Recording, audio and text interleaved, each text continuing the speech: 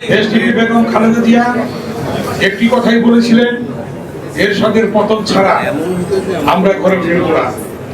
এবং তার আপোষহীন নেতৃত্বে এরশাদের পতন হয়েছিল। পাশাপাশি আরেক দিক থেকে আরেকজন আন্দোলন করত, তিনি জনগণের সাথে বেইমানি করেছেন এবং স্বঘোষিত বেইমান হিসেবে চিহ্নিত হয়েছে। চট্টগ্রামের লালদিঘির ময়দান থেকে বক্তব্য দিয়েছিলেন, যারা এরশাদের অধীনে নির্বাচনে যাবে তারা জাতীয় বেইমান হিসেবে চিহ্নিত হবে। মাত্র 24 ঘন্টা পরে দেখলাম ঢাকায় এসে কোটি কোটি টাকার বিনিময়ে লং ড্রাইভে গিয়ে এরশাদের সাথে চলে গেলেন নির্বাচনে। দেশি বিদেশি সাংবাদিকরা জিজ্ঞেস করলো দেশটির বেগম খালেদা জিয়াকে, শেখ হাসিনা তো নির্বাচনে চলে গেল, আপনি যাবেন না?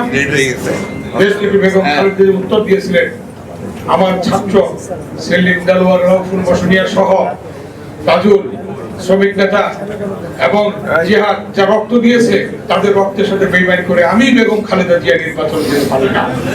কথাগুলো মনে আছে আপনাদের? শুধু তাই নয়, আন্দোলনের এক পর্যায়ে জিহাদ শহীদ হলো। জিহাদের লাশ নিয়ে ঢাকা বিশ্ববিদ্যালয়ে আমরা 10 মিনিটের মধ্যে সিদ্ধান্ত নিলাম জাতীয় নেতৃবৃন্দ আসবেন। জাতীয় নেতৃবৃন্দের মধ্যে দেশ নেত্রী বেগম খালেদা জিয়া তখন জিহাদের লাশের পাশে ঢাকা বিশ্ববিদ্যালয়ে আসলেন।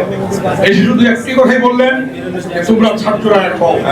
ছাত্ররা তখন এখনো 10 মিনিটের ব্যবধানে আমরা ডাকসু ভবনে বসে সর্বদলীয় ছাত্রৈক্য গঠন করলাম এবং জিহাদের লাশকে সামনে রেখে আমরা শপথ করলাম, এরশাদের পতন ছাড়া ঘরে ফিরবো না।